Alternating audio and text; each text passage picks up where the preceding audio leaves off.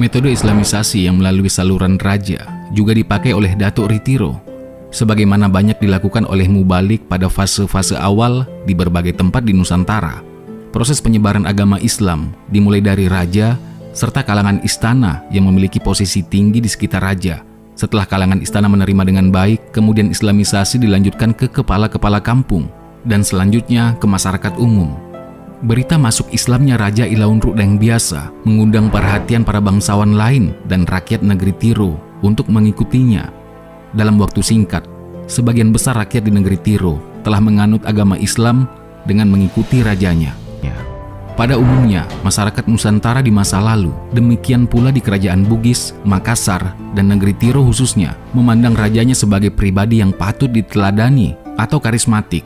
Implikasinya, ketika raja mereka menjadi muslim, maka pengaruh ajaran Islam akan secara nyata turut mengubah beberapa segi kehidupan masyarakat lainnya, seperti di bidang politik pemerintahan atau institusi, dan sosial budaya, tata nilai, hukum, dan adat istiadat lainnya. Pengembangan ajaran Islam di negeri Tiro selanjutnya dijalankan oleh Raja Ilaun Rukdeng Biasa bersama Datuk Ritiro dengan jalan damai. Pada saat agama Islam sudah diterima secara resmi di negeri Tiro, maka daerah tersebut menjadi salah satu pusat pengembangan dakwah. Dari Tiro, Datuk Ritiro atas bantuan Raja Ilaun Rukdeng Biasa kemudian memperluas pengaruh Islam ke arah barat, sekitar wilayah pegunungan Kindang dan Tombolo. Usaha dakwahnya juga terus diperluas ke utara, menyusuri pantai sampai ke wilayah Bone, dan ke selatan memasuki Birah. Di Basokeng didirikan sekolah agama atau pesantren yang dibina langsung Datuk Ritiro Khatib Bungsu. Melalui Datuk Ritiro, sistem pengajaran yang ditempuh disesuaikan dengan misi pengislamannya, yaitu tasawuf, yang lebih menekankan kepada pengalaman batiniah. Sistem yang dijalankan Datuk Ritiro, selain sebagai upaya kontekstualisasi ajaran Islam, juga tampak dipengaruhi pengalaman pendidikan dayah yang dilaluinya di Aceh.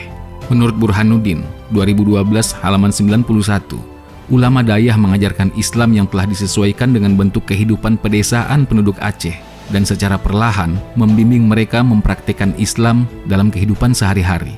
Metode yang menekankan tasawuf dipilih Datuk Ritiro, mengingat kondisi masyarakat yang dihadapi sangat menyukai paham kebatinan atau mistik.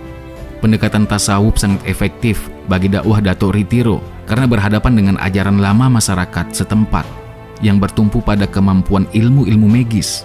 Tantangan utama yang dihadapi Datuk Ritiro dalam dakwah pada waktu itu ialah kebiasaan dan kesenangan masyarakat daerah ini yang banyak bertentangan dengan ajaran Islam, seperti minum arak dan senang menggunakan doti-doti, yaitu salah satu ilmu sihir atau black magic yang menggunakan kekuatan semedi.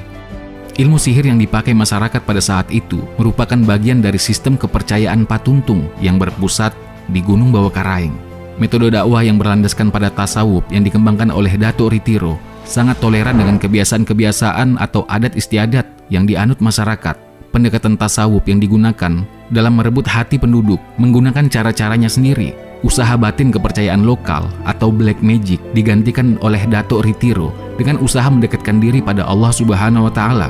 Pola-pola budaya pra-Islam tidak dilawan, tetapi dijadikan media Islamisasi. Dengan kata lain, peranata sosial budaya lokal diisi dengan jiwa Islam tanpa menggoyahkan sendi-sendi dasar masyarakat yang sudah kuat berakar.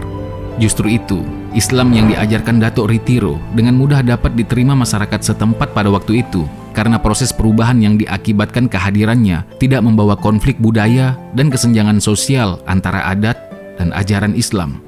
Dalam kenyataan sampai sekarang, umumnya pengikut ajaran Datuk Ritiro walaupun sudah menganut agama Islam, namun tetap menghormati konsep-konsep budaya leluhur sejauh tidak bertentangan dengan akidah. Permanensi etnologis budaya lokal tampak dari makam Ilaun Rukdeng Biasa yang sekalipun sudah muslim, tetapi tetap mempertahankan konsep penguburan asli leluhur dengan menggunakan nisan menhir. Makam Ilaun Rukdeng Biasa jauh dari kemewahan sebagaimana makam-makam sultan di daerah lain. Beliau pun salah satu raja muslim yang mempertahankan identitas aslinya dengan tidak memakai gelar sultan. Ilaun Rukdeng Biasa adalah cucu keempat dari Samparaja Daeng Malaga dengan gelar Karaeng Sapohatu atau raja pertama di Tiro. Adapun Samparaja Daeng Malaja dikuburkan dengan nisan batu tinggi atau menhir di pantai Samboang, Kampung Kalumpang. Fenomena sosial budaya yang keras dan cenderung resisten pada awalnya dihadapi dengan pendekatan tasawuf. Berkat kesabaran dan ketekunannya, Metode pendekatan tasawuf yang dilakukan Datuk Ritiro ternyata dapat dibuktikan hasilnya menjadikan ajaran Islam dengan mudah dapat diterima dan berjalan dengan baik, serta mendapat dukungan penguasa Tiro dan daerah lain di Bulukumba. Bukti keberhasilannya dapat terlihat dari penyebaran situs-situs makam berciri peradaban Islam di beberapa lokasi seperti situs makam Islam Kajang dan Bulukumba pada periode setelah wafatnya. Pendekatan tasawuf Datuk Ritiro berusaha mentransformasi ajaran mistik kebatinan lama atau patuntung ke dalam kekuatan batin dengan pengalaman rohania yang bersandar pada Allah.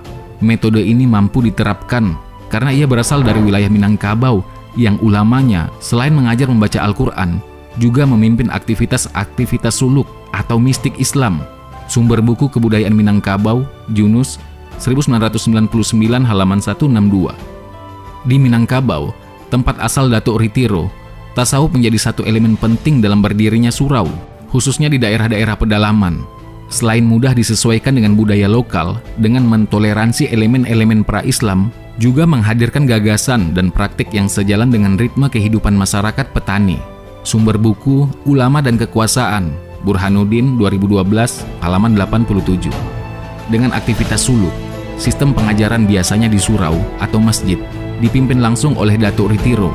Aktivitas suluk dikenal sangat berat dan potensial disalahgunakan, sehingga pengikutnya terbatas, dan isi ajarannya banyak dirahasiakan. Kekuatan ilmu suluk tersebut dari sumber cerita rakyat diketahui dari gambaran karamah yang ditunjukkan oleh Datuk Ritiro, sebagaimana masih banyak dikenang oleh masyarakat kampung Ekatiro sampai sekarang.